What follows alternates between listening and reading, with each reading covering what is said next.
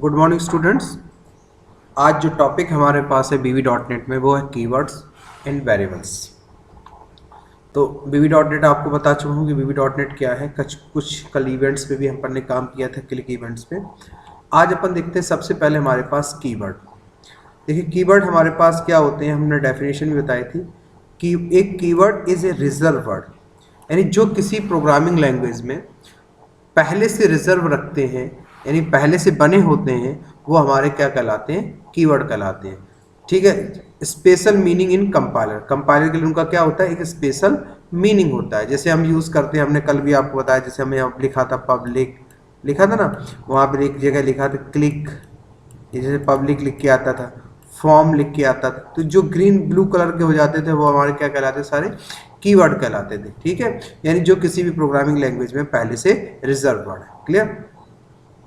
उसके बाद हमारे पास जैसे VB.NET आइडेंटिफायर्स हो सकते हैं, कमेंट्स हो सकते हैं, और जो भी यूज़ होते हैं वो हमारे सारे क्या कहलाते हैं, कीवर्ड्स कहलाते हैं। अब देखिए कीवर्ड्स के हम कुछ लिस्ट हमारे पास यहाँ पे जैसे हम प्रोवाइड कराते हैं, ये सारे हमारे क्या कहलाते हैं, कीवर्ड। जैसे आपने देखा होगा बूलियन लिखा मिलेगा आपको, ये भी कीवर्ड है। वाईरेफ ये भी कीवर्ड है। वाइट ये भी कीवर्ड, यानी ये जितने सारे आपको ये लिस्ट दिख रही है, भेज दूंगा मैं आपको, ये सारे कीवर्ड्स हैं जो प्रोग्रामिंग लैंग्वेज में VB.NET में पहले से पढ़े हैं। ये सारे हमारे क्या कहलाते हैं, कीवर्ड्स कहलाते हैं। अब हमारे पास दूसरा आता है हमारे पास आइडेंटिफायर्स। आइडेंटिफायर्स मतलब होते हैं हमारे पास किसी का नाम रखना। तो जैसे नाम रखने के लिए हमारे पास वेरिएबल्स का नाम रखना है, अपन को फंक्शंस का नाम रखना है, तो आइडेंटिफायर्स जो हमारे पास होते हैं, जैसे हम अपना नाम रखते हैं ना हम लोग, वैसे ही हमारे पास यहाँ पे वेरिएबल्स के नाम रखे जाते हैं। वेरिएबल्स जैसे अगर आप लोग मैथमेटिक्स पढ़े हैं तो वेरिएबल्स में आपने देखा चर राशियाँ बोलते हैं, बना ना, चर राशियाँ, जैसे x मान लेते हैं, y मान लेते हैं। तो वैसे ही हम जब VB.NET की प्रोग्रामिंग करते हैं तो यहाँ पे भी हमें वेरिएबल्स की जरूरत पड़ती है। किसकी जरूरत पड़ती है, वेरिएबल्स की जरूरत पड़ती है, या आइडेंटिफायर्स की जरूरत पड़ती है। इन आइडेंटिफायर्स को डिफाइन करने की कुछ रूल्स होते हैं। देखिए जब हम आइडेंटिफायर्स डिफाइन करते हैं तो हमारे पास हम कैसे लिखते हैं, डिम, डिम कीवर्ड के साथ लिखते हैं, डिम, DIM। डिम मीन्स होता है डायमेंशन, डिम का फुल फॉर्म क्या होता है, डायमेंशन। तो इसके डिफाइन करने के जो रूल्स हैं, वो पहला रूल्स हमारा इसमें बोलता है कि आपका हमेशा जो स्टार्ट होना चाहिए, जो हमारा आइडेंटिफायर स्टार्ट होना चाहिए, वो किससे स्टार्ट होना चाहिए, लेटर से या अंडरस्कोर से। यानी आइडेंटिफायर जो हमारा स्टार्ट है, फर्स्ट कैरेक्टर उसका क्या होना चाहिए, मस्ट बी अल्फाबेट और अंडरस्कोर। यानी अगर हम किसी वेरिएबल नाम देते हैं किसी का, तो कैसे देंगे, डिम, डिम अभी मैं आपको करके बताऊंगा प्रोग्रामिंग, डिम ए। तो इसको ए अल्फाबेट है, या तो ए से स्टार्ट कर सकते हैं या अंडरस्कोर ए ऐसे दे सकते हैं, पर हम ऐसे स्टार्ट नहीं कर सकते 1A, ये गलत है। तो क्या होना चाहिए, start must, identifier must be start alphabet और underscore, clear, by any sequence of letters. आप उसके बाद कोई भी लेटर यूज कर सकते हो, यानी ए के बाद आप 0 भी यूज कर सकते हो, 1 भी यूज कर सकते हो, 9, यानी पहला लेटर आपका मस्ट अल्फाबेट से स्टार्ट होना चाहिए। दूसरा, आइडेंटिफायर्स का नाम, यानी जो आइडेंटिफायर्स का नाम हम रखेंगे वो कीवर्ड के नाम जैसा नहीं होना चाहिए। कीवर्ड हम आपको पहले ही बता चुके हैं, क्योंकि वो प्रोग्रामिंग लैंग्वेज में पहले से रिजर्व है, यानी वो पहले से बने हैं। और अगर आप उन्हीं नाम से दोबारा बना देंगे, जैसे हमने मान लो फॉर एग्जांपल डिम लिखा, और डिम लिखने के बाद हमने यहाँ पे कर दिया पब्लिक, तो पब्लिक क्या है, कीवर्ड है, तो ये आपका गलत हो जाएगा। क्लियर, कीवर्ड जैसा नहीं होना चाहिए। ठीक, it should not start with any digit, हमने आपको पहले बताया ये डिजिट से स्टार्ट नहीं होगा, ये किससे स्टार्ट होगा, अल्फाबेट से और अंडरस्कोर से। क्लियर, क्लियर, ये आपके पॉइंट्स आपके यहाँ पे हमने क्लियर कर दिए। तो ये वेरिएबल्स डिफाइन करने के हमारे पास क्या है, रूल्स हैं। तो पहला रूल्स आप ध्यान रखेंगे, अल्फाबेट्स अंडरस्कोर से स्टार्ट होना चाहिए। आइडेंटिफाइज किसी रिजर्व कीवर्ड, यानी जो पहले से कीवर्ड उनके नाम के समान नहीं होना चाहिए। इसको स्टार्ट करने के लिए डिजिट का यूज नहीं करेंगे। इसका आप जो नाम रख सकते हैं, मोर देन आप कितने कैरेक्टर तक का नाम रख सकते हैं, 51 कैरेक्टर्स तक का आप इसका नाम रख सकते हैं। क्लियर, ये आपका हमने क्या बता दिया आपको, आइडेंटिफायर्स या जिसको बोलते हैं अपन वेरिएबल्स। उसके बाद हमारे पास आता है कमेंट्स। VB.NET में कमेंट्स क्या होते हैं, कमेंट्स ऐसे स्टेटमेंट्स होते हैं जिनको कंपाइलर कंपाइल नहीं करता, उनको छोड़ देता है। तो कमेंट्स देने के लिए अगर किसी चीज़ को हमें कमेंट्स में देना है कि हमें इसे कंपाइल नहीं करना है, तो हम उसके लिए हमें यहाँ के यूज़ करते हैं सिंगल कोट, बस ऐसे लगा देंगे। तो ये देखिए हमारा यूज़ होता है कंपाइलर के लिए, किसके लिए, कमेंट्स के लिए। यानी comments use to explain various steps taken our programming, यानी आप उन स्टेप्स को क्या करते हैं, एक्सप्लेन करने के लिए यूज करते हैं। The compiler ignores these comment statements, यानी कंपाइलर उनको क्या कर देता है, इग्नोर करता है और उनको एग्जीक्यूट नहीं करता है। तो ऐसे स्टेटमेंट जो सिर्फ आपको लिखने हैं पर आपको कंपाइलर से एग्जीक्यूट नहीं कराना है, तो उनको हम क्या बनाते हैं, कमेंट्स बना देते हैं। क्या बनाते हैं, कमेंट्स। और कमेंट्स बनाने के लिए क्या यूज करते हैं, सिंगल कोट्स को लगा देते हैं। क्या लगा, सिंगल कोट, यहाँ पर डैश लगा देते हैं। क्लियर। उसके बाद हमारे पास आता है VB.NET में डेटा टाइप्स। देखिए डेटा टाइप्स हमारे पास बहुत ज़्यादा रोल प्ले करते हैं। अगर डेटा टाइप्स की नॉलेज नहीं तो हम प्रोग्रामिंग नहीं कर सकते। अब डेटा टाइप्स क्या होते हैं, यानी जो वैल्यू आप यूजर से इनपुट कराते हैं, जैसे किसी का नाम इनपुट कराएंगे तो नाम क्या है, कैरेक्टर है, तो इसका डेटा टाइप अलग होगा। हम नंबर इनपुट करवा रहे हैं तो नंबर का डेटा टाइप अलग होगा। अगर हम फ्लोटिंग पॉइंट दशमलव में वैल्यू इनपुट करा रहे हैं 4.14, तो इसका डेटा टाइप अलग होगा। यानी इस सब डेट इनपुट करा रहे हैं तो डेट का डेटा टाइप अलग होगा। यानी हमें हर काम करने के लिए प्रोग्रामिंग लैंग्वेज में उनके डेटा टाइप्स मालूम होने चाहिए, जिनकी वैल्यू को हमें प्रोग्राम में क्या कराना है, स्टोर कराना है। तो लिखा ना, a data type refers to which a data और value assigning to variable functions, यानी वेरिएबल को असाइन।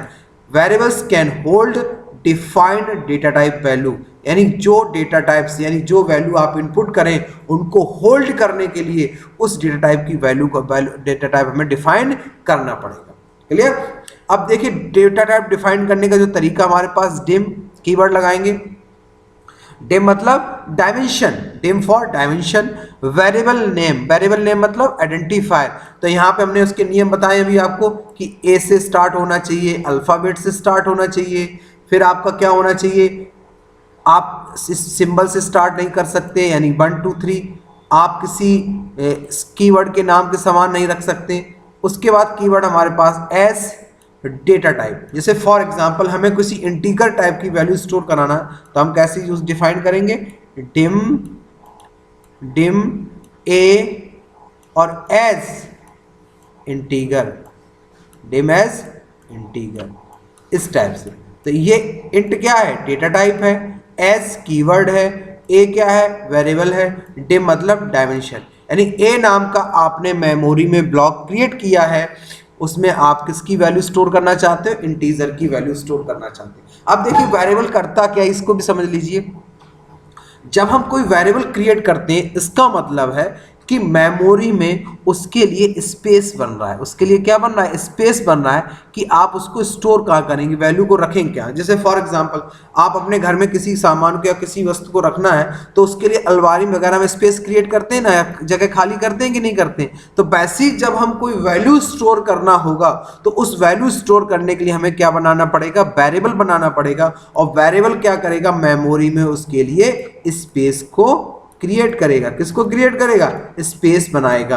अब इन डेटा टाइप्स की कुछ रेंज होती है, कौन कौन से डेटा टाइप्स होते हैं वो डेटा टाइप्स भी आपको जान लेना चाहिए, कौन कौन से डेटा टाइप्स हमारे पास होते हैं। अब देखिए हमारे पास जो डेटा टाइप है, डिफरेंट डेटा टाइप्स देयर, ठीक है, स्पेस कौन कौन से। तो देखिए हमारे पास जो डेटा टाइप्स हैं, पहला हमारे पास डेटा टाइप बूलियन। अगर आपको बूलियन ट्रू और फॉल्स वैल्यू अगर स्टोर करानी है तो हम कौन से डेटा टाइप लेंगे, बूलियन डेटा टाइप्स। ये मैं क्लियर, डिपेंड्स योर प्लेटफॉर्म, ये कितने स्पेस लेगा आपके प्लेटफॉर्म के आधार पर। दूसरा डेटा टाइप हमारे पास बाइट। बाइट मतलब लेता है मेमोरी में आपका क्या लेता है, 1 बाइट। बाइट का मतलब समझते हो ना, 8 बिट बराबर 1 बाइट। ये मेमोरी की यूनिट्स होती हैं, ये 1 बाइट, ठीक है। ये मेमोरी यूनिट्स है, फंडामेंटल में आपको पढ़ाया जाएगा। ये मेमोरी आपके क्या यूनिट्स हैं, यानी इनको नापने के लिए। तो ये वाइट डेटा टाइप मेमोरी में कितना लेगा, 1 बाइट लेगा। वैल्यू कितनी स्टोर करेगा, अगर 0 से लेके 255 तक अगर आपको वैल्यू स्टोर करानी है तो उसके लिए हम कौन से डेटा टाइप लेंगे, वाइट डेटा टाइप लेंगे। तीसरा डेटा टाइप हमारे पास कैर मेमोरी, जैसे हमें अल्फाबेट स्टोर करना है, ए डालना है कहीं बी स्टोर करना है, कहीं सी स्टोर करना है, तो उसके लिए जो डेटा टाइप यूज करेंगे वो कौन सा यूज करेंगे, कैर डेटा टाइप। और मेमोरी में साइज कितना लेगा, 2 बाइट्स। इसकी रेंज कितनी होगी, इतनी, देखिए यहाँ पे लिखा हुआ। क्लियर।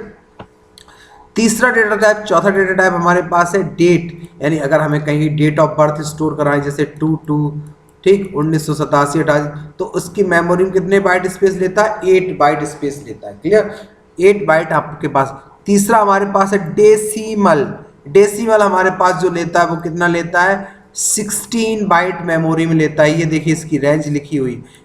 डेसिमल का काम क्या होता है, दशमलव की वैल्यू स्टोर करता है। जैसे हमने डालना चाहें तो दशमलव में अगर हमें वैल्यू स्टोर करनी है, फ्लोटिंग पॉइंट्स डालना है, डेसिमल डालना है, तो उसके लिए अपन किसका यूज करते हैं, डेसिमल डेटा टाइप। मेमोरी में ब्लॉक कितना, साइज कितना लेता है, 16 बाइट।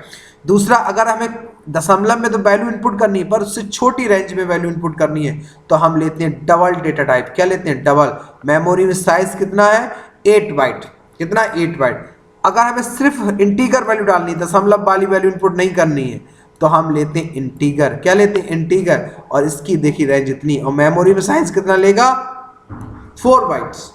अगर हमें डेटा टाइप डालना है, इंटीगर में डालना है, पर वैल्यू बहुत ज्यादा डालना है, इस रेंज से वैल्यू हमें ज्यादा डालनी है, तो अगर हमें करोड़ों में वैल्यू डालनी है, अरबों में वैल्यू डालनी है, तो हम यहाँ पे कर देंगे लॉन्ग डेटा टाइप। जो लेगा आपका इंटीगर वैल्यू लेगा, दशमलव वाली वैल्यू नहीं लेगा, पर लेगा मेमोरी में साइज कितना लेगा, ये 8 बाइट। तो ये डेटा टाइप्स हमारे मेमोरी में यूज होते हैं। कौन कौन से, boolean, byte, char, date, decimal, double, integer, long. उसके बाद हमारे पास कुछ और डेटा टाइप्स यूज होते हैं, जैसे हमारे पास object data type. Object data type एक ऐसा डेटा टाइप है, इसमें आप किसी भी टाइप की वैल्यू स्टोर करा सकते हैं। इंटीगर चाहे तो इंटीगर, कैरेक्टर चाहे तो कैरेक्टर।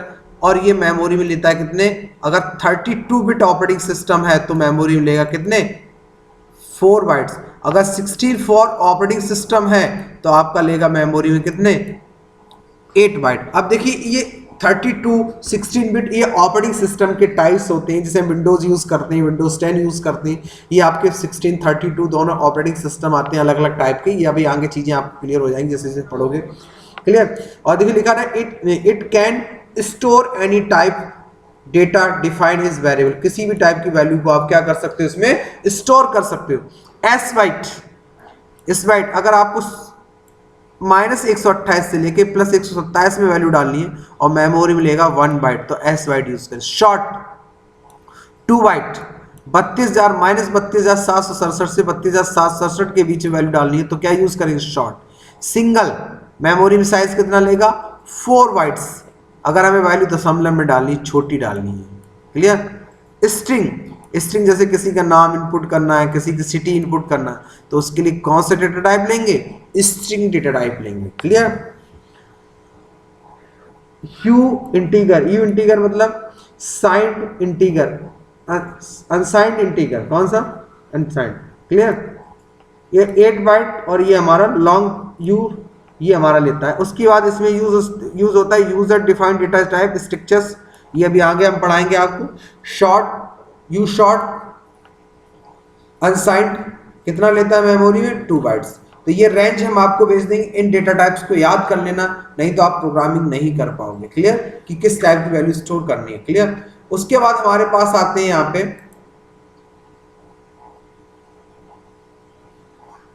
ऑपरेटर्स। उसके बाद क्या आते हैं, ऑपरेटर्स। ऑपरेटर क्या होते हैं, जो किसी ए बी, ये क्या है, ऑपरेंड है, और इन पे परफॉर्म होता है। जैसे a+b इक्वेशन सॉल्व करना है, b+c सॉल्व करना है, तो ये क्या है हमारे, ये बीच में लगे ये ऑपरेटर है, ये हमारे क्या है, ऑपरेंड। तो कौन कौन से ऑपरेटर्स हमारे पास होते हैं, arithmetic operations operators, comparison operators, logical bitwise operator, विड शिफ्ट ऑपरेटर, असाइनमेंट ऑपरेटर, ठीक है, कॉन्करेंट ऑपरेटर, मिसलेनियस ऑपरेटर्स, ये अलग अलग टाइप्स के हमारे पास ऑपरेटर्स अवेलेबल है। अब देखिए हम सबसे बात करते हैं अर्थमेटिक ऑपरेटर्स। कौन कौन, पहला कौन सा हमारे पास, अर्थमेटिक ऑपरेटर्स। तो अर्थमेटिक ऑपरेटर्स में ये सिंबल है, इसको बोलते हैं कैरेट सिंबल। कौन सा सिंबल बोलते हैं, कैरेट सिंबल। ये हमारा यूज होता है एक्सपोनेंट, घात के लिए। जैसे हमने कहीं देना है कि x की घात बाई, या ऐसे यूज करना है 2 की घात 3, तो हम इसको कैसे लगाएंगे प्रोग्रामिंग, 2 एक्सपोनेंट 3, यानी कि अगर इसका रिजल्ट हमारे पास कितना आएगा, 8 आएगा। क्लियर। ये एक्सपोनेंट घात के लिए अगर यूज करना है तो हम कैरेट सिंबल का यूज करते हैं। अगर किसी वैल्यू को जोड़ना, एडिशन करना है, एडिशन करने के लिए हम किसका यूज करते हैं, प्लस का यूज करते हैं। अगर माइनस करना है तो हम इसके लिए माइनस ऑपरेटर का यूज करना, मल्टीप्लाई करना है तो मल्टीप्लाई के लिए हम यूज करते हैं, यहाँ पे ये सिंबल नहीं लगेगा कंप्यूटर में, एस्ट्रिक्स लगता है, तो एस्ट्रिक्स हमारा होता है मल्टीप्लाई के लिए। काहे के लिए होता है, मल्टीप्लाई। क्लियर। अगर हमें डिवीजन करना है, डिवीजन करना है और रिजल्ट हम किस में चाहते हैं, फ्लोटिंग पॉइंट्स में, दशमलव में चाहते हैं, तो ये वाला हमारे पास स्लैश लगेगा। हम चाहते हैं रिजल्ट तो चाहते हैं, डिवीजन तो चाहते हैं, पर किस में चाहते हैं, इंटीगर। जैसे हमने मान लो डिवाइड किया 2.3 और हमने ये वाला ऑपरेटर लगाया, तो हमको दे देगा क्या, 2 पॉइंट समथिंग, जो भी रिजल्ट आएगा। अगर हम इसको लगाते हैं कि 5 पॉइंट और ये वाला स्लैश लगाते हैं 2, तो ये सिर्फ हमको कितने में क्या देगा, 2, यानी इंटीगर देगा, फ्लोटिंग पॉइंट हमको नहीं। मॉड मतलब होता है मॉडुलस ऑपरेटर। मॉड काय के लिए होता है, मॉडुलस के लिए, रिमाइंडर शेषफल रिटर्न करता है। जैसे हमने किया 22 डिवाइड बाई 7, 22 डिवाइड बाई 7, तो हमारे पास शेषफल कितना बचेगा, 1, यानी शेषफल रिटर्न करने के लिए हम किसका यूज करते हैं, मॉड ऑपरेटर का यूज करते हैं। किसका यूज करते हैं, मॉड ऑपरेटर का यूज करते हैं। तो आप अब अपन ने इतना देखा, अब अपन इन पे काम एग्जांपल आपको हम बताते हैं। तो अपन कैसे इस पे करना है, bb.net को ओपन कर लेना, जो प्रोजेक्ट आपको लेना है वो प्रोजेक्ट ले लीजिए। क्लिक किया हमने कल पुराने प्रोजेक्ट पे, इसी प्रोजेक्ट में अपन को बनाना है। क्लियर। ये देखिए एप्लीकेशन क्रिएट हो रही है हमारी।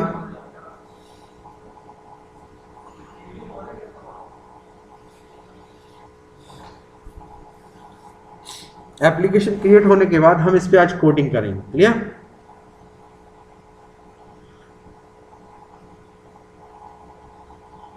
इसको आज हटा देते हैं हम, इन दोनों बटन को हटा देते हैं। ठीक है।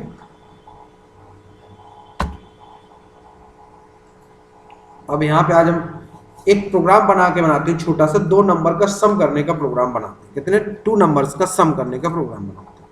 तो इस फॉर्म को डिजाइन कर लेते हैं। तो अपन व्यू में जाएंगे, व्यू में जाने के बाद टूल बॉक्स में जाएंगे। कहाँ जाएंगे, टूल बॉक्स में। अब इनको हमें डिजाइन करना है, सॉफ्टवेयर डिजाइन कर। अगर किसी वैल्यू को डिस्प्ले कराना तो उसके लिए क्या लेते हैं, लेवल। लेवल उठा के यहाँ रखेंगे, level 1, level 2, level 3। Value input कराने के लिए हम किसका यूज करेंगे, टेक्स्ट बॉक्स। किसका यूज करेंगे, टेक्स्ट बॉक्स।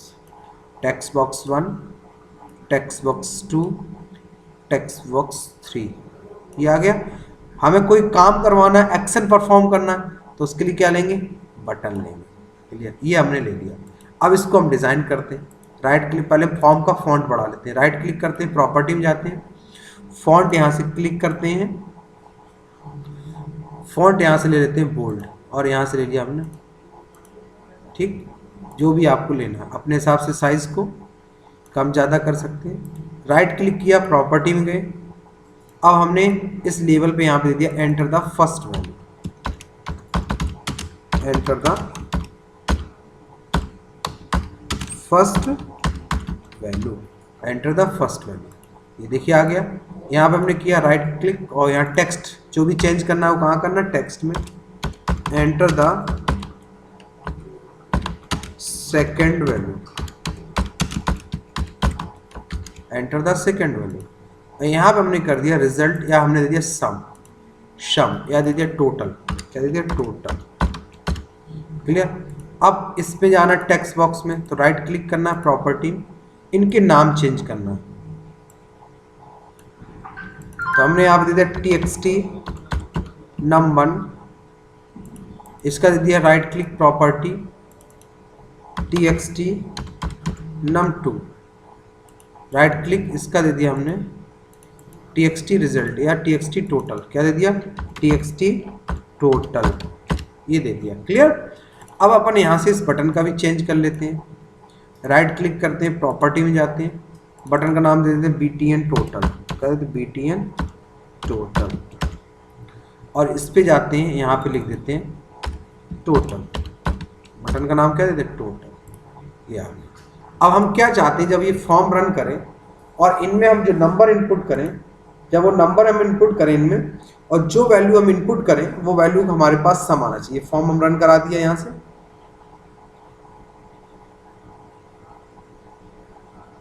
ठीक है। फॉर्म देखिए एग्जीक्यूट हो रहा है हमारा,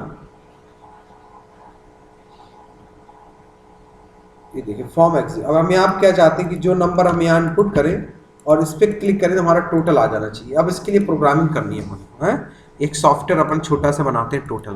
तो क्लिक किया, इस बटन का कौन सा इवेंट आ गया, क्लिक इवेंट। कौन सा इवेंट आ गया, क्लिक इवेंट, ठीक है। अब इस बटन के क्लिक इवेंट पे अपन को क्या करना है, हमने बताया कि हमें वैल्यू इनपुट करानी है इंटीजर टाइप की, तो हमें वेरिएबल बनाने पड़ेंगे डिम। एक हमने लिया a एज इंटीजर, ये देखिए बना लिया। दूसरा हमने लिया डिम v एज इंटीजर, ठीक। तीसरा हमने लिया डिम टोटल के लिए, टोटल एज इंटीजर। ये हमने क्या डिफाइन कर लिए, वेरिएबल्स। अभी आपको बताया था वेरिएबल्स डिफाइन करना, ये देखिए इसमें बताया था वेरिएबल्स कैसे डिफाइन करते हैं। ये पूरा नियम आपको हमने यहाँ से बताया था कि वेरिएबल्स को कैसे डिफाइन करते हैं, क्लियर। तो अब अपन ने यहाँ वेरिएबल डिफाइन कर लिया। अब वैल्यू हम किस में इनपुट कर रहे हैं, ये ध्यान रखना, वैल्यू हम इन टेक्स्ट बॉक्सेस में कर रहे हैं और इन टेक्स्ट बॉक्सेस का नाम क्या है, txt_num, txt2, txt3। तो अपन जब प्रोग्रामिंग करेंगे देखिए तो ए में असाइन करेंगे, कहाँ इनपुट कर रहे हैं, txt। ये जो इक्वल लगाते हैं इसको बोलते हैं असाइनमेंट ऑपरेटर। txt1 आ गया, देखिए ऑटोमेटिक आएगा। और डॉट क्या कर देंगे, डॉट टेक्स्ट, ए में वैल्यू इनपुट हो गई, फिर txt_num2 डॉट टेक्स्ट, ये हो गई। अब हमने इन दोनों वैल्यू इनपुट करा लिया। अब हमने कर दिया total equal to a plus b, यानी ए और बी को हमने क्या करा, जोड़ दिया। अब हमें किस में असाइन करना है, इस वाले वेरिएबल में असाइन करना है, तीसरे वाले में। तो अगेन हम इसके क्लिक इवेंट पे गए, किस में असाइन करना, txt total dot text equal to, यहाँ पर असाइन कर दिया टोटल। क्या असाइन करें, टोटल। अब देखिए रन कराएंगे, हमने देखिए वैल्यू डाली, यहाँ पे डाला, इस पे क्लिक किया, ये देखिए रिजल्ट हमारे पास है। कोई भी वैल्यू डाल दीजिए, आपको जो भी डालना है, देखिए क्लियर। ये देखिए आप एक क्लिक में आप किसी का भी टोटल यहाँ से करा सकते हैं, देखिए बन गया। तो इस टाइप से हम इसमें एप्लीकेशंस को क्रिएट कर सकते हैं। तो अभी मैंने इसके लिए एक बटन के लिए बनाया है। अब आप यहाँ पे इस प्रोग्राम को पूरा कंप्लीट करके हमको बताएंगे। यहाँ पे आप सब्ट्रैक्शन, डिवीजन, मल्टीप्लाई चारों बटन रखेंगे, एक और बटन रखेंगे, यहाँ पे 4 बटन्स लेंगे और अलग अलग बटन पे अलग अलग कैलकुलेशन यहाँ करने का प्रोग्राम आप बनाएंगे, ठीक है। ये देखिए इस तरह यहाँ सारी बटन्स रखते जाएंगे और जैसे हमने टोटल बनाया वैसे आप डिवीजन, सब्ट्रैक्शन और मल्टीप्लाई पूरी एक्सरसाइज करेंगे।